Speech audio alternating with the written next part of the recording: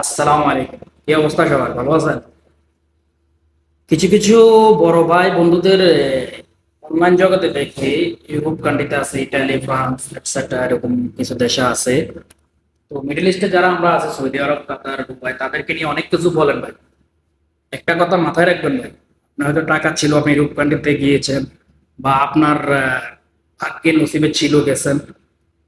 কিন্তু একটা জিনিস মাথায় রাখবেন, অনেকে 4-5 বছর ইউরোপ কান্ট্রিতে, জাস্ট এক্সাম্পল ইটালি আছেন, ফ্রান্স আছেন, গ্রিস আছেন, এখনো কি আপনি একটা বারের জন্য আল্লাহর পাক জায়গা ঘুরে যেতে পারছেন? হজ বাদ দিলাম, অন্তত উমরাটা করতে পারছেন? নসিবে নাই। আলহামদুলিল্লাহ, আমরা যারা সৌদি আরব প্রবাসী আছি, আলহামদুলিল্লাহ, কেউ একবার, দুবার, 5 বার, 7 বার, অনেকে যার দিক থেকে যেমন ভাবে করা দরকার, কেউ হজ করার জন্য টার্গেট নিচ্ছে।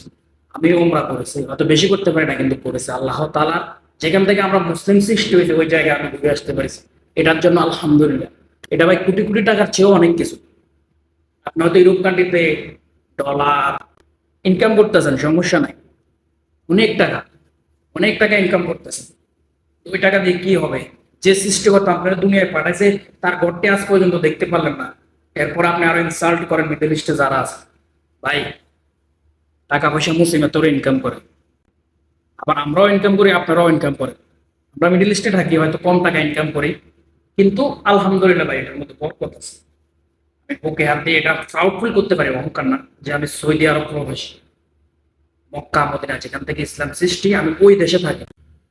যাই হোক ভাই, কথাগুলা বলছি, কেউ মনে কষ্ট নেবেন না, কারণ আপনিও মুসলিম, আমিও মুসলিম। মহান আল্লাহ তাআলা কি বলছেন, প্রত্যেকটা মুসলিম একজন অপরের ভাই। সবাই ভাইয়ের মতো দেখবেন। আপনি হয়তো ভাগ্য ভালো, বা আপনি টাকা পয়সা ভালো ইনকাম করতেছেন, মিডল ইস্টে যারা সৌদি আরব বা কাতার, দুবাই থাকে, তারাও ইনকাম করে, করে না যে এটা না।